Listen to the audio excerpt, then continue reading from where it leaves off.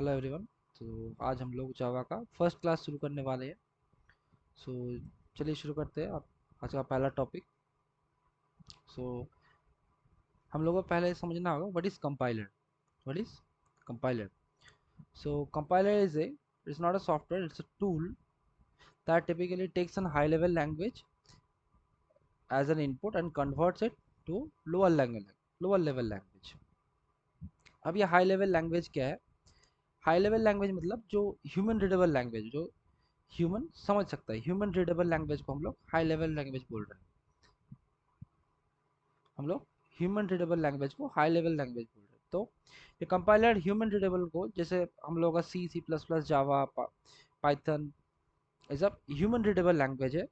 वो कंपाइलर लेता है, उसको लोअर लेवल लैंग्वेज या मशीन कोड में कन्वर्ट करता है। ये लोअर लेवल मशीन कोड क्या है? ये कुछ नहीं, ये बाइट कोड है। जैसे हम लोग का जो मशीन है वो ह्यूमन रीडेबल लैंग्वेज, जो इंग्लिश लैंग्वेज, ये कुछ नहीं समझता। वो सिर्फ समझता है जीरो और वन का लैंग्वेज। ओनली बाइनरी लैंग्वेज समझता है, ओनली जीरो एंड वन। तो कंपाइलर का काम क्या है? High level language like C plus plus Java, ये सब को लेके कंपाइल करके इसको मशीन कोड में कन्वर्ट करना। उसके बाद एक और प्रोसेस होता है एग्जीक्यूटर का, और वहाँ से ये अपना कंप्यूटर स्क्रीन और जहाँ पे भी हम लोग का अपना आउटपुट दिखना है, वहाँ पे इसका आउटपुट आता है। तो पहला हम लोग लैंग्वेज लिखते हैं, वो कंपाइलर में जाता है। कंपाइलर उसको मशीन रीडेबल कोड या बाइनरी कोड में कन्वर्ट करता है। उसके बाद ये एग्जीक्यूटर में जाता है, और वहाँ पे हम लोग का मशीन में इसका आउटपुट देख सकते हैं। अब हम लोग का नेक्स्ट चीज़ जो कंपाइलर की जैसा ही है बट कंपाइलर नहीं है, उसको बोलते हैं इंटरप्रेटर। अब ये इंटरप्रेटर और कंपाइलर का काम ऑलमोस्ट सेम है। सो इंटरप्रेटर का डेफिनेशन हम लोग पढ़ेंगे तो ऑलमोस्ट सेम ही है, बट यहाँ पे एक चीज़ है, ये line by line code check करता है। अब इंटरप्रेटर में भी हम लोग सेम ही चेक काम करते हैं। यहाँ पे हम लोग का सोर्स कोड रहता है, हम लोग का सोर्स कोड रहता है। सोर्स कोड से हम लोग डायरेक्टली इंटरप्रेटर में जंप करते हैं, और इंटरप्रेटर से हम लोग, यहाँ पे कोई एग्जीक्यूटर का ये नहीं है, यहाँ पे डायरेक्टली मशीन कोड में कन्वर्ट कर देगा, और वहाँ से हम लोग को आउटपुट मिल जाएगा। वहाँ से हम लोग को आउटपुट मिल जाएगा। यहाँ पे एग्जीक्यूटर का काम नहीं है। अब हम लोग को डिफरेंस समझना होगा, कंपाइलर और इंटरप्रेटर में डिफरेंस क्या है। तो हम लोग एक छोटा सा एग्जांपल ले लेते हैं। हम लोग ने यहाँ पे सी लैंग्वेज लिखा है यहाँ पे। तो यहाँ पे हम लोग देख सकते हैं कि इस लाइन पे हम लोगों का एक एरर है। तो कंपाइलर क्या करता है, पूरा सोर्स कोड को एक बार वन टाइम स्कैन करता है। वन टाइम स्कैन, ये वन टाइम स्कैन करता है पूरा कोड को एक बार, और उसके बाद अगर कुछ एरर्स आए तो वो लास्ट में शो करेगा। अगर कुछ एरर्स आया तो वो लास्ट में शो करेगा, और पूरा कोड पूरा एग्जीक्यूशन वो स्टॉप कर देगा। उसके बाद एग्जीक्यूशन स्टॉप कर देगा अगर कोई एरर आया तो। लेकिन इंटरप्रेटर क्या करता है? इंटरप्रेटर का काम है, वो लाइन बाय लाइन चेक करता है। Interpreter line by line check करता है। यहाँ पे मैंने एक पाइथन कोड लिखा है, पहला वाला सी कोड का, और इंटरप्रेटर पाइथन जैसे इंटरप्रेटर बेस्ड है। ये क्या करेगा, ये पहला लाइन पे जाएगा, यहाँ पे कुछ एरर नहीं है। सेकंड लाइन पे जाएगा, यहाँ पे कुछ एरर नहीं है। थर्ड लाइन पे यहाँ पे भी कुछ एरर नहीं है। फोर्थ लाइन पे जाएगा, ये बोल रहा है हेलो वर्ल्ड प्रिंट करने, ये अपना हेलो वर्ल्ड प्रिंट कर देगा। ये हेलो वर्ल्ड प्रिंट कर देगा, और थर्ड लाइन पे इसको एरर मिलेगा। थर्ड लाइन पे ये यहाँ पे मिस प्रिंट हुआ है, प्रिंट को एरर आएगा। तो ये अपना एग्जीक्यूशन स्टॉप नहीं करेगा, ये वन लाइन बाय लाइन ये चेक करता है। यहाँ पे इसको एरर मिला तो ये एरर शो करेगा, बट उससे पहले ये प्रिंट कर देगा हेलो वर्ल्ड। यहाँ तक एग्जीक्यूशन एज इट इज चलेगा। तो यही डिफरेंस है कि कंपाइलर पूरा सोर्स कोड को एक बार ही स्कैन करेगा, और वो एरर शो कर देगा। अगर कोड में कोई गलती नहीं हो, या कोड में कोई एरर ना हो, तो वो आउटपुट देगा। अगर कुछ एरर हुआ तो वो एग्जीक्यूशन स्टॉप करके पूरा एरर दे देगा। लेकिन इंटरप्रेटर में क्या है, ये लाइन बाय लाइन चेक करता है। ये अपना कोड को लाइन बाय लाइन चेक करेगा, जहां पर भी एरर मिला वहीं पे स्टॉप हो जाएगा। उससे पहले जो था, जो जो काम था, प्रिंट, कैलकुलेशन, सब वो कर देगा। तो यही मेन डिफरेंस है इंटरप्रेटर और कंपाइलर का। उसके बाद हम लोग समझेंगे व्हाट इज प्रोग्रामिंग। हम लोगों को समझना है व्हाट इज प्रोग्रामिंग। अब प्रोग्राम, यहाँ पे अगर डेफिनेशन पढ़ेंगे हम लोग कि programming is art of telling computer what to do using code. It's like giving instruction to a robot. अगर हम लोग को कोई कोई कुछ काम करवाना हो, कोई मशीन से हम लोग को कोई कुछ काम करवाना हो, हम लोग इंस्ट्रक्शन प्रोवाइड करते हैं। हम लोग इंस्ट्रक्शन प्रोवाइड करते हैं यूजिंग कोड। तो प्रोग्रामिंग हम लोग बोल सकते हैं कि सेटअप इंस्ट्रक्शन बोल सकते हैं। अब ये इंस्ट्रक्शंस मगर हम लोग जैसे यूज़ करते हैं आर्ड्रीनो, रास्पबेरी पाई, ये सब हम लोग यूज़ करते हैं।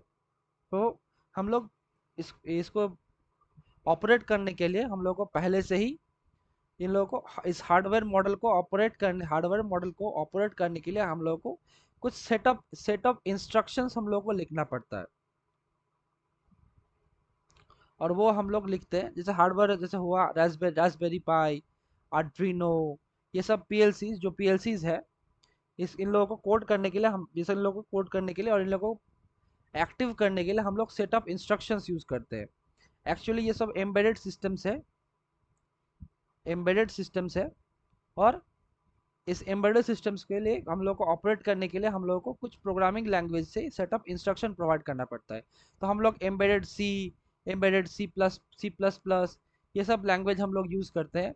और एम्बेडेड जावा स्क्रिप्ट ये सब यूज़ करके हम लोग इसको इंस्ट्रक्शन प्रोवाइड करते हैं। उससे ये पीएलसी चलता है। तो जस्ट लाइक यहाँ पे एज अ रेफरेंस हमने रोबोट लिखा है, यहाँ पे तुम लोग पीएलसी, आर्डिनो, ये कुछ भी लिख सकते हो। ठीक है, कुछ भी एज्यूम कर सकते हो क्योंकि मुझे कोड के थ्रू उन लोगों को काम करवाना है। तो ऐसा नहीं कि सिर्फ हार्डवेयर में हम लोग by learning programming we can create games, apps, websites, mobile applications, many more. So हम लोग प्रोग्रामिंग को यूज़ करके हम लोग बहुत कुछ कर सकते हैं। ठीक है, तो नेक्स्ट टॉपिक की तरफ जाते हैं। बहुत ही इंपॉर्टेंट है वेरिएबल्स। अब ये वेरिएबल्स क्या है, मान के चलो variables are the fundamental components, मतलब fundamental components of programming to store data, that store data. अब समझो हम लोगों ने कोई कोड लिखा। सो उस कोड को हम लोग को या उस कोड में कुछ एसेंशियल इंफॉर्मेशन है जो हम लोग को मेमोरी में स्टोर करना है। ये हम लोग का मेमोरी है।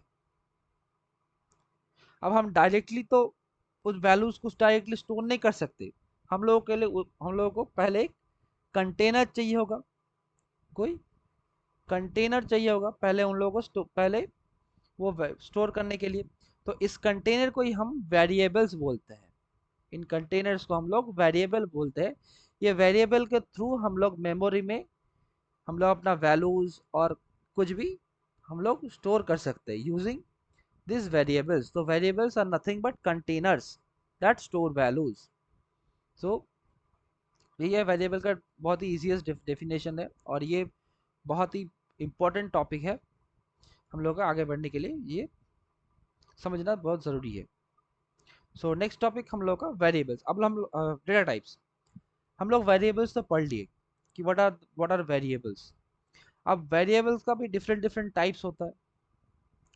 जैसे जावा, सी प्लस प्लस में हम लोग को एक्सप्लिसिटली बोलना पड़ेगा कि कौन सा टाइप का वेरिएबल हम लोग को मेमोरी में स्टोर करना होगा। हम लोग को पहले से ही बोलना होगा कि कौन सा टाइप का डेटा हम लोग मेमोरी में स्टोर करना चाहते हैं। तो डेटा टाइप मतलब वेरिएबल का डेटा टाइप। हम लोग जो वेरिएबल स्टोर करने वाले हैं, जैसे variables, different types of variables in Java, like integer, like short, like byte, long. These are integer type variables like float, double. These are means decimal type variables. We can there are other type of variables like character, like boolean. So character is character type variables. We can store a b c d single characters, special characters, and boolean either true or false. So if we want to declare a variable, we have to specify its data type. Like if you want to store an integer value, so we have to specify like integer, then variable name, then the value. If we want to store float variable in the memory, so we have to say float, then the value of that. Okay, if we want to store boolean value, either true or false, so boolean c, we have to means by default it is false, so we can set it as true. Okay, then So to the next topic, like the next topic we are going to say that how Java uses both compiler and interpreter. How Java uses both compiler and interpreter. जावा कैसे both compiler and interpreter को use कर सकता है. Okay, सो पहले हम लोग Java का to source code to execution हम लोग इसका फ्लो देखते हैं. सो हम लोगों ने सोर्स कोड जो लिखा होगा, जो सोर्स कोड होता है वो एज ए डॉट जावा हम लोग सेव करते हैं. ठीक है, अब ये सोर्स कोड जाएगा कंपाइलर के पास. सोर्स कोड जाएगा कंपाइलर के पास. अब ये कंपाइलर क्या करता है, डायरेक्टली इसको ये मशीन कोड में ट्रांसफर ना करके ये इसको बाइट कोड में ट्रांसफर करता है. बाइट कोड है स्पेशल टाइप ऑफ कोड. सो यहाँ तक आते आते ये dot Java file dot class file में कन्वर्ट हो जाता है. ठीक है, अब ये बाइट कोड बहुत ही important, one of the important thing जो जावा को प्लेटफॉर्म इंडिपेंडेंट बनाता है, यह वो वही बाइट कोड है. ठीक है, हम लोग बाद में देखेंगे Java what is platform independence. Okay, so आप अभी तक समझ लो ये बाइट कोड क्या होता है. लाइक मेरे पास डिफरेंट डिफरेंट मशीन्स है, वो डिफरेंट डिफरेंट ऑपरेटिंग सिस्टम पे चलता है. कोई चलता है विंडोज पे, कोई चलता है मैक पे, कोई चलता है लिनक्स में, कोई उबंटू. ठीक है, डिफरेंट डिफरेंट ऑपरेटिंग सिस्टम है मेरे पास, डिफरेंट डिफरेंट ओएस है. तो ये बाइट कोड क्या करता है, इन हर हर एक ओएस के पास अपना जेवीएम होगा. ये जेवीएम है जावा वर्चुअल मशीन.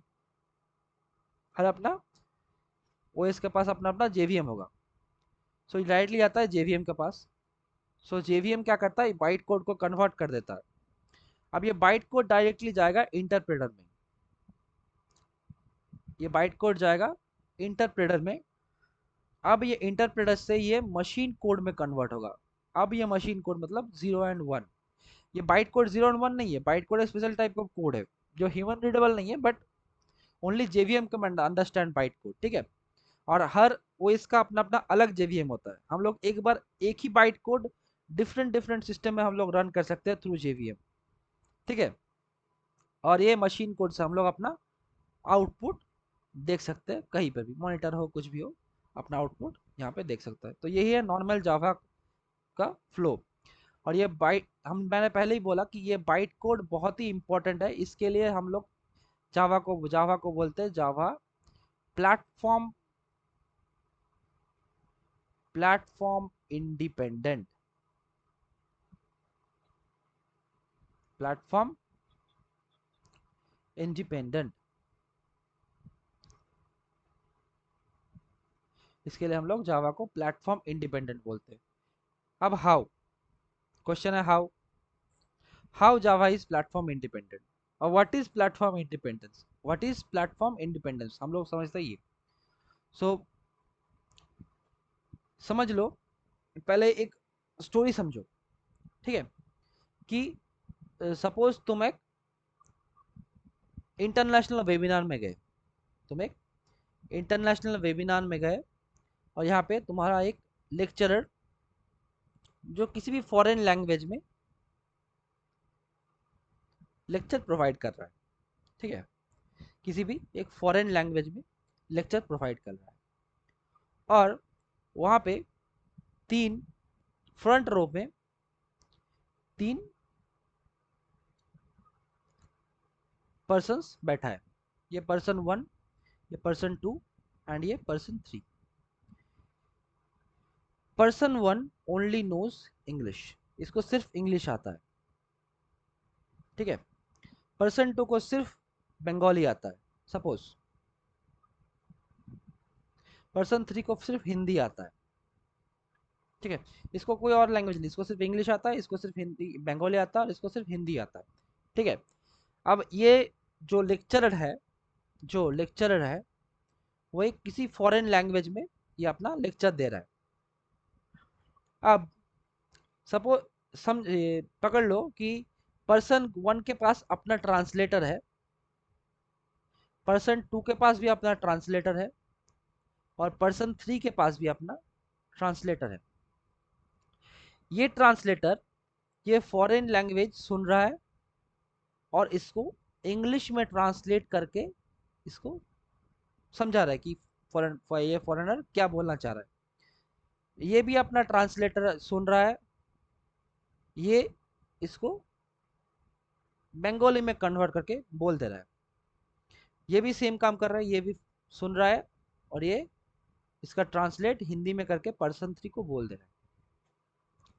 अब बात को ध्यान से समझो, जो फॉरेनर जो अपना बात बोल रहा है, ठीक है, आफ्टर ट्रांसलेशन उसका मीनिंग तो 3 पर्सन के लिए सेम ही है, पर्सन 1, पर्सन 2 और पर्सन 3, तीनों के लिए तो मीनिंग सेम ही है। जो ये लेक्चर में बोल रहा है, भले ही लैंग्वेज अलग हो, बट जो बात ये बोलना चाह रहा है ये तीनों तीनों ही समझ रहे हैं अपने अपने ट्रांसलेटर के वजह से। अब ध्यान से देखो, पकड़ लो कि ये ट्रांसलेटर बाइट कोड में अपना लेक्चर दे रहा है, ट्रांसलेटर बाइट कोड में अपना लेक्चर दे रहा है, और ये ट्रांसलेटर है JVM, जावा वर्चुअल मशीन।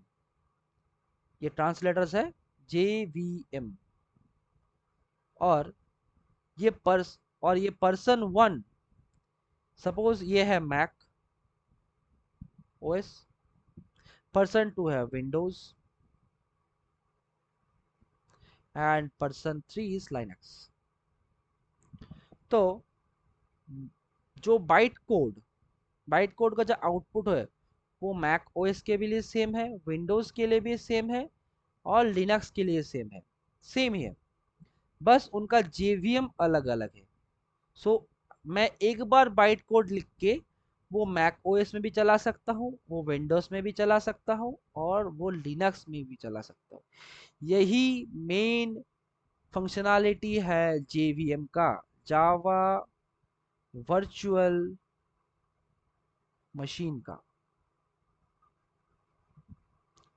इसी के लिए हम लोग जावा को platform independent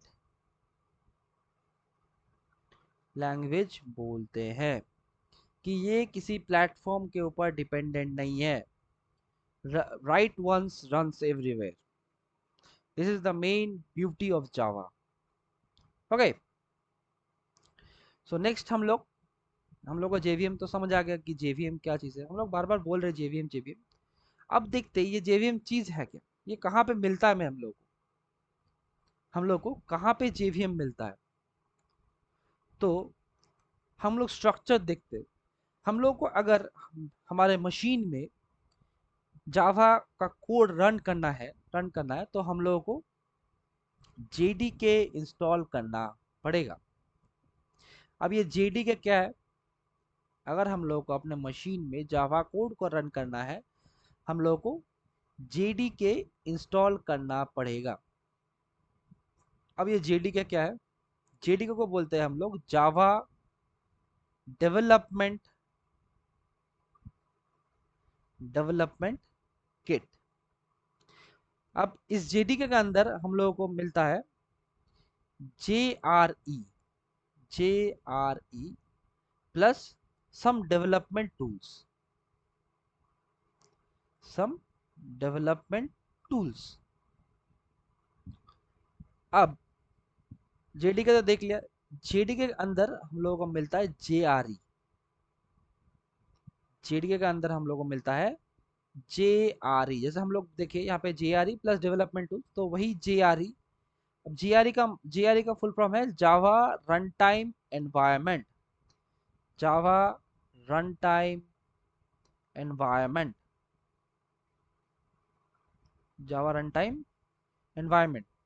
JDK consist of JVM plus inbuilt library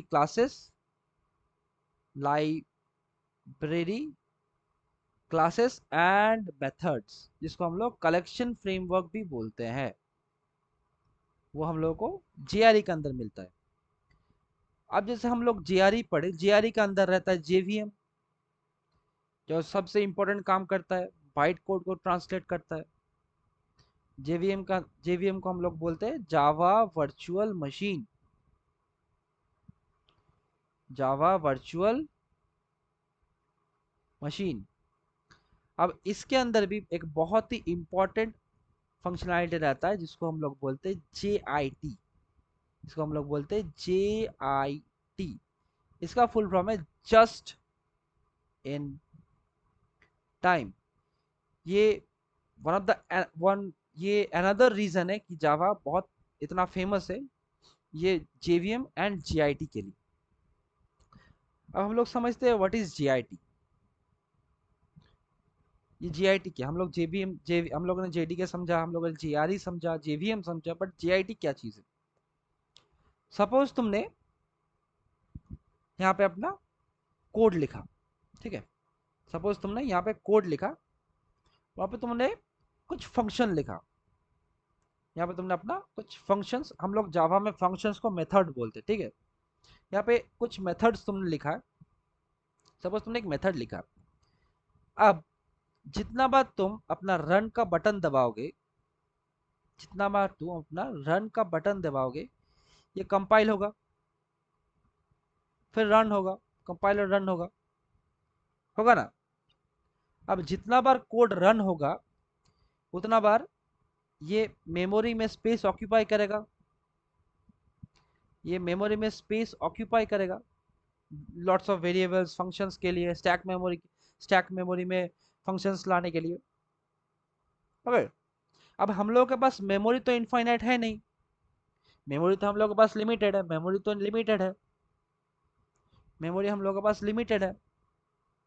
अब JIT क्या करता है, JIT मतलब एग्जीक्यूशन के बाद जो मशीन कोड है, जो मशीन कोड है वो एग्जीक्यूशन के बाद जो मशीन कोड है वो JIT स्टोर कर लेता है, मतलब किसी JIT स्टोर कर लेता है मशीन कोड को।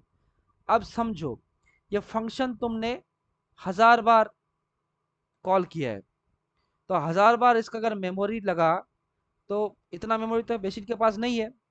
इतना बार अगर मशीन कोड, इतना बार कंपाइल हुआ, उतने बार मशीन कोड लगा, इतना मेमोरी तो नहीं है, इतना टाइम भी नहीं है, इतना मेमोरी भी नहीं है। अब JIT क्या करता है, मशीन कोड को, फंक्शन का मशीन कोड को स्टोर कर लेता है, और जितना बार तुम कॉल करोगे वो वही मशीन कोड तुमको प्रोवाइड करेगा। मतलब 1000 बार कॉल हुआ तब भी मेरा मशीन कोड उतना ही लगेगा, तब भी मेरा मेमोरी और टाइम उतना ही लगेगा, समझे। तो मेमोरी कंजप्शन ये री इंटरप्रिटेशन से बचाता है, ये री इंटरप्रिटेशन नहीं होने देता। मेन एडवांटेज के बार बार इंटरप्रिटेशन नहीं होगा, यहाँ पे मेमोरी एंड टाइम दोनों सेव होता है, समझे। थोड़ा और डीप डाइव कर लेते हैं। जावा का एग्जीक्यूशन हम लोग रन टाइम और कंपाइल टाइम के रेस्पेक्टिव हम लोग देखते हैं। जो जावा का एग्जीक्यूशन होता है वो रन टाइम ये डिवाइड होता है कंपाइल टाइम में और रन टाइम में, ठीक है। अब जब हम लोग सोर्स कोड बनाते हैं, जावा का सोर्स कोड हम लोग डॉट जावा एक्सटेंशन से ये करते हैं, ये अपना सोर्स कोड है डॉट जावा एक्सटेंशन से, ये जाता है कंपाइलर के पास, कंपाइलर का नाम है जवाक, मीन्स जावा कंपाइलर। ये इसको बाइट कोड में कन्वर्ट करता है, वो होता है डॉट डॉट क्लास, ठीक है। ये अपना बाइट कोड में कन्वर्ट होता है, कंपाइलर बाइट कोड में करता है। अब यहाँ से कंपाइल टाइम में ये इतना ही तक करता है, उसके बाद ये जाएगा क्लास लोडर के पास, क्लास लोडर क्लास लोड करता है, और उसके बाद यहाँ से क्लास लोडर इसको लोड करके क्लास यहाँ से क्लास लोडर इसको लोड करता है, यहाँ से ये जाएगा यहाँ से ये इंटरप्रेटर के पास जाएगा, और यहाँ से वो मशीन कोड प्रोड्यूस करेगा, जो हम लोग का बाइनरी कोड होता है 0 1। उसके बाद हार्डवेयर या सॉफ्टवेयर जहाँ पे भी तुम लोग अपना यूज़ करना चाहो, हार्डवेयर या सॉफ्टवेयर, यहाँ पे उसका आउटपुट ये शो करेगा। तो ये इतना काम होता है कंपाइल टाइम में और ये होता है रन टाइम में। ठीक है। ठीक। अब एक एक्स्ट्रा टॉपिक हम लोग पढ़ लेते हैं। ठीक है। वैसे हम लोग इन फ्यूचर पढ़ने वाले हैं, इन फ्यूचर हम लोग पढ़ने वाले हैं ऑब्जेक्ट ओरिएंटेड प्रोग्रामिंग। मतलब कि हम लोग ऑब्जेक्ट और क्लासेस में सब लोग अब मेमोरी में स्टोर करेंगे एज एन ऑब्जेक्ट्स। ठीक है। अब तुम लोग सुने होंगे कि Java is object oriented programming language. Java is object oriented programming language, but it is not 100% object oriented programming language. आप पूछोगे why? Because Java still supports